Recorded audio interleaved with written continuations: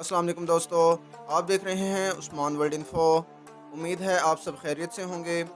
दोस्तों, आज की वीडियो में मैं तारीख़ की एक ऐसी मायानाज़ शख्सियत के बारे में आपको बताने जा रहा हूँ, जिनसे आप सब बखूबी वाकिफ़ भी हैं, और उनका नाम है क़ायद-ए-आज़म मोहम्मद अली जिन्ना। क़ायद-ए-आज़म एक ज़हीन, तालीम याफ़्ता, उसूल पसंद और दयानतदार लीडर गुज़रे हैं। पाकिस्तान का ख्वाब ज़िंदा ताबीर करने और हमें एक आज़ाद मुल्क दिलाने में आपकी शख्सियत का एक बहुत बड़ा हाथ है। क़ायद-ए-आज़म की ज़िंदगी में भी आम लोगों की तरह बहुत से ऐसे वाक़यात होते रहे हैं जो शायद हमारी नज़रों से या हमारी समातों से छुपे हुए हैं। वो फिर चाहे किसी का आप पर ज़्यादती का इल्ज़ाम हो, या रिश्वत देने का लालच होना, या फिर मुल्क के ख़जाने को लूटने का मौका हो। आपकी ज़िंदगी में भी बहुत से ऐसे वाक़यात रूनुमा हुए हैं, जिनमें से चंद मैं आपके सामने रखूँगा, और उम्मीद है आज की वीडियो आपके लिए बहुत दिलचस्प रहेगी। दोस्तों, अगर आपने अभी तक चैनल को सब्सक्राइब नहीं किया तो काइंडली चैनल को सब्सक्राइब कर लें और बेल आइकन को दबा लें, ताकि ऐसी दिलचस्प और हैरत अंगेज़ मालूमात सबसे पहले आप तक पहुँचें। सबसे पहले बात कर लेते हैं स्टेट बैंक के इफ्तिताह की। क़ायद-ए-आज़म की तबीयत काफ़ी अलील थी और आपको इफ्तिताह के लिए बुलाया गया, लेकिन आपने इसका इनकार नहीं किया और पूरे वक्त पर स्टेट बैंक के इफ्तिताह के लिए पहुंच गए। लेकिन बाकी काबीना और उस वक्त के वज़ीर आज़म लियाक़त अली ख़ान भी वक्त पर ना पहुंच सके। यूँ ही इफ्तिताह का वक्त हुआ, क़ायद-ए-आज़म ने यह हुक्म जारी किया कि हॉल से तमाम कुर्सियों को उठा दिया जाए और तकरीब का आगाज़ किया जाए। आपके हुक्म की तामील हुई और यूँ बाकी आने वाली काबीना और वज़ीर आज़म सब ने खड़े होकर इस तकरीब में शिरकत की। यहाँ से आप इनकी उसूल पसंदी का अंदाज़ा लगा सकते हैं। एक अमीर ताजिर ने आपको एक केस में हायर किया। क्योंकि आप एक बहुत अच्छे वकील थे, इसलिए उसने आपको 5,000 देने की कोशिश की, लेकिन आपने ये कहकर 5,000 लेने से इनकार कर दिया कि मैं एक पेशी का सिर्फ 500 ही लेता हूँ और आप मुझे हर पेशी की फ़ीस सिर्फ 500 ही देंगे। जब मुकदमा शुरू हुआ तो क़ायद-ए-आज़म ने 3 पेशियों में ही ये मुकदमा जीत लिया। यूँ 3 पेशियों की फ़ीस 1500 रुपये बनी, लेकिन उस ताजर ने ज़बरदस्ती आपको 5,000 देने की कोशिश की, जिसको आपने लेने से इनकार कर दिया, क्योंकि क़ायद-ए-आज़म के मुताबिक उनकी फ़ीस सिर्फ 1500 ही बनती थी और वो बाकी रकम के हकदार नहीं थे।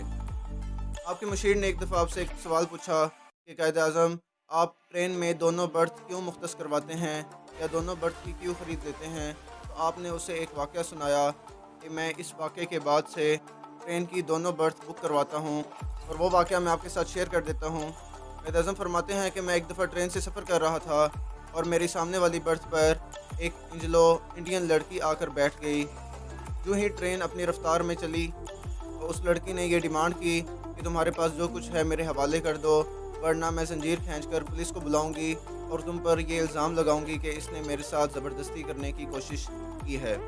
जब वो लड़की ये कहकर थक हार गई, लेकिन क़ायद-ए-आज़म जो मुसलसल सफ़हात का मुताला कर रहे थे, आपने उन सफ़हात से अपनी निगाहें तक ना उठाईं। जब उस लड़की को लगा कि ये इंसान मेरी बात सुनने वाला नहीं है, तो उसने उठकर क़ायद-ए-आज़म को झंझोड़ा और फिर बोली कि मैंने तुमसे कुछ कहा है, अगर तुम्हारे पास जो कुछ है मेरे हवाले नहीं करोगे तो मैं तुम पर ज़्यादती का इल्ज़ाम लगाऊंगी। और क़ायद-ए-आज़म की ज़हानत का अंदाज़ा लगाइए।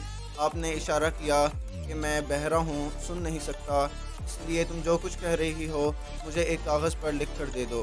उसे आपने एक कागज़ और पेंसिल दी। उसने ये सब कुछ कागज़ पर लिख डाला। क़ायद-ए-आज़म ने उठकर ट्रेन की ज़ंजीर खींची, जिसको देखकर पुलिस वाले आए और आपने उस लड़की और उसके कागज़ को पुलिस के हवाले कर दिया। एक दफ़ा मुल्क के ख़जाने से 37 रुपये की कुर्सियाँ मंगवाई जानी थीं, लेकिन जब आपके सामने बिल पेश किया गया तो उस बिल में 48 रुपये लिखे थे। आपने वजह पूछी कि 7 रुपये ज़्यादा क्यों हैं, तो आपको ये जवाब दिया गया कि वो 7 रुपये की कुर्सियाँ आपकी बहन फ़ातिमा जनाह के लिए मंगवाई गई हैं। तो आपने फरमाया फ़ातिमा अपनी कुर्सियों के पैसे ख़ुद देगी, इस बिल को 37 रुपये ही किया जाए, क्योंकि मुल्की ख़जाने की ऐसी हालत नहीं है कि वो दूसरों के खर्चे उठा सके। एक और वाक़े का ज़िक्र है कि क़ायद-ए-आज़म अपने ऑफ़िस में मौजूद थे। एक औरत ऑफ़िस में आई और उसने दरवाज़े को बंद कर दिया और आप पर ज़्यादती का इल्ज़ाम लगाना चाहा। उसने अपने कपड़ों की हालत कुछ इस तरह कर ली کہ وہ آفس سے باہر جا کر آپ کو بدنام کرے گی اور یہ الزام لگائے گی کہ قائد اعظم نے میرے ساتھ زیادتی کرنے کی کوشش کی ہے۔ یہ غالباً مخالفوں کی چال تھی یا اس عورت کی، لیکن قائد اعظم بدستور اپنی کرسی پر بیٹھے رہے اور اپنے سامنے والی کرسی پر پاؤں رکھ کر سگریٹ پینے میں مصروف رہے۔ وہ عورت 3 سے 4 منٹ بعد اس آفس سے باہر گئی اور واویلا کرنا شروع کر دیا۔ جب باقی ملازمین نے یہ واویلا سنا تو اس عورت کے ساتھ آفس میں آ گئے اور سوالیہ نظروں سے قائد اعظم کی طرف دیکھنا شروع کر دیا۔ وہ حیرت میں بھی مبتلا تھے کہ قائد اعظم ایسا نہیں کر سکتے۔ قائد اعظم نے فرمایا کہ پریشانی کی کوئی بات نہیں، یہ عورت جھوٹ بول رہی ہے اور میں اس کو ثابت کر سکتا ہوں، کیونکہ اس عورت کو شاید اندازہ نہیں تھا کہ اس نے تاریخ کے ایک ذہین ترین وکیل سے پنگا لے لیا ہے۔ قائد اعظم بدستور اپنی کرسی پر لیٹے تھے۔ قائد اعظم نے فرمایا کہ آپ میرے سگریٹ کو دیکھ سکتے ہیں کہ یہ اپنے اختتام کے قریب ہے اور اس کے پیچھے بہت سی ساکھ اکٹھی ہے۔ اگر میں اس عورت کو ہاتھ بھی لگاتا تو یہ ساکھ فوراً گر جاتی، لیکن یہ نہیں گری۔ اس کا مطلب ہے کہ میں نے اس عورت کو ٹچ بھی نہیں کیا۔ اور دوسرا ثبوت، آپ کمرے کی حالت کو دیکھ سکتے ہیں کہ کوئی بھی چیز اپنی جگہ سے 1 انچ بھی نہیں ہلی۔ اس سے یہ ثابت ہوتا ہے کہ اس عورت نے جو کچھ بھی کیا خود کیا، ورنہ اگر اس کے ساتھ زیادتی کی گئی ہوتی تو کمرے کی ایسی حالت نہ ہوتی۔ جس کے بعد انہوں نے پولیس بلا کر اس عورت کو پولیس کے حوالے کر دیا۔ دوستو، یہ تھی قائد اعظم کی شخصیت۔ ایسے اور بہت سے حقائق ہیں، ویڈیو چلاتے رہیں تو شاید کبھی ختم نہ ہو۔ ویڈیو پسند آئی ہو تو چینل کو سبسکرائب اور ویڈیو کو لائک کرنا مت بھولیے گا، اور اپنی رائے سے متعلق کمنٹ سیکشن میں ضرور آگاہ کیجیے گا۔ عثمان ورلڈ انفو دیکھنے کا شکریہ۔ اپنا بہت سارا خیال رکھیں۔ God bless you. اللہ حافظ۔